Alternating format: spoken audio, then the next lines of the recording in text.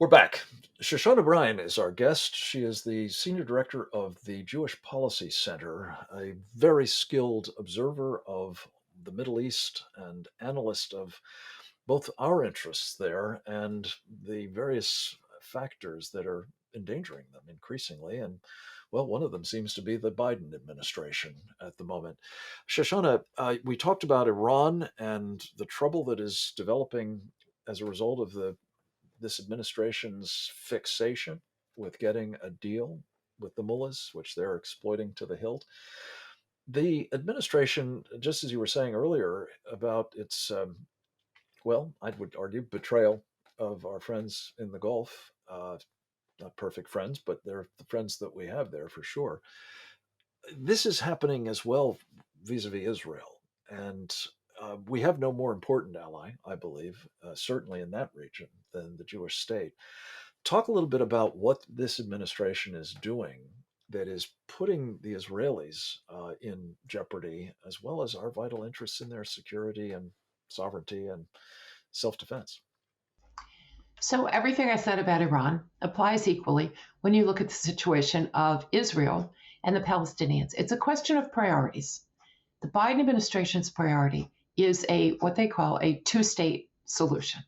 The Trump administration's policy was let's see what the regional players can do with each other. We don't close out the Palestinians. We leave them an opening if they want to take it. But we're not driven by it. The Biden administration is driven by it. So once you say that, once you say my priority is the two-state solution, which I will point out, there are three states west of the Jordan River. There is Israel, there is the West Bank, and there is Gaza, but that's okay. You start to behave in different ways. And again, start with money.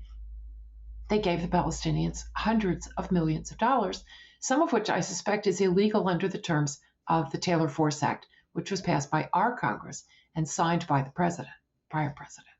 So changing your priorities, changing your goal, changing the goalpost gives the Palestinians the belief that they can do anything they want and they will be supported.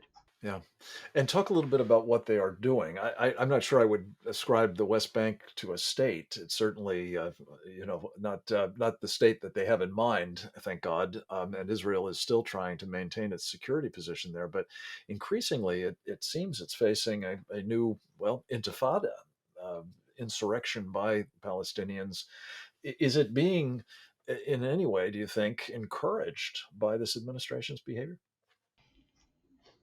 Not encouraged in the sense that someone says, why don't you go incite the death of Jewish people in the state of Israel? No. But if you listen to them, Tony Blinken, our Secretary of State, and Thomas Nides, our ambassador, both made very sad, wistful kinds of statements when after the last killings, and oh, we need peace, and we're so sorry, and it's so sad about the Jewish people who got killed. And it's not just Jewish people, by the way. 20% of Israel's population is not Jewish. Um, but they didn't say, we demand of the Palestinian Authority that it stop incitement. We demand that it arrest people. We demand that it do something about this. It was all about being sad, and sad is not sufficient. Right. I had Itamar Marcus on the other day, and we talked about the Palestinian incitement. And I think, using your definition, that they certainly are engaged in it. Not only are they not stopping it, but it seems as though, and we're not just talking about Hamas and Gazastan, we're talking about the putative partners for peace for the Israelis, and they are unquestionably egging on their population to engage in this kind of violence against the Jews. So, to what extent, speaking of Tony Blinken, did the priority that he ascribed in this recent so called Negev summit to getting the Palestinians back at the center of American diplomacy in the region, something that I think Donald Trump had very wisely and properly and successfully um, changed. You know, uh, to what extent is that contributing to the behavior of the Palestinians? To say nothing of what we just talked about, the emboldening of the Iranians who are supporting them.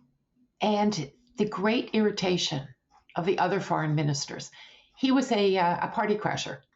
This was meant to be a conversation between Israel and its Arab partners about how they see the region and how they want to cooperate, not just in security, but in economics and all kinds of other ways.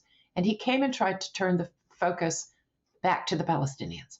So if you're a Palestinian, you're very happy. If you're an Arab state, you're very irritated with the United States.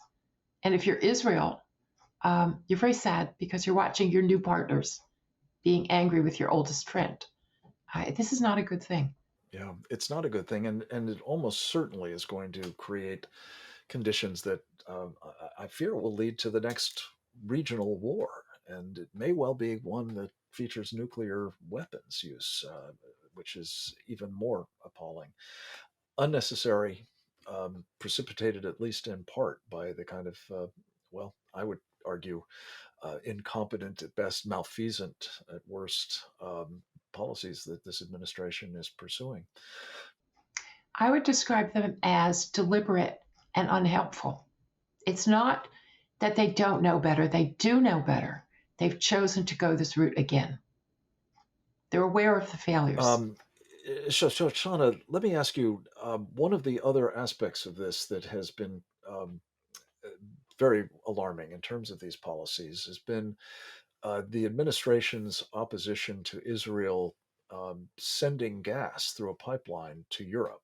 There's a lot of talk now about the need to wean the Europeans off of the Russian gas and oil, uh, energy net. Um, this was a completely unforced error. Does this fit the pattern that you're describing in terms of the administration's policy of being deliberately unhelpful to Israel and I think in the process having even wider adverse consequences as a result? Absolutely. The East Med pipeline was Israel, Cyprus, and Greece. The natural gas was going to go to Italy and Bulgaria precisely, excuse me, precisely to help them get away from Russian gas. There was no reason for the United States to pull its support. By the way, I think East Med will go forward without the United States. I think the war in Ukraine has made the Europeans just that much smarter. We're concerned. And they don't need the United States. We were supplying technical expertise and some money, and I think they can put it up themselves. Shoshana Bryen, we have to leave it for that at that for the moment. Come back to us soon, and I hope the rest of you will do the same again tomorrow, same time, same station here at Securing America.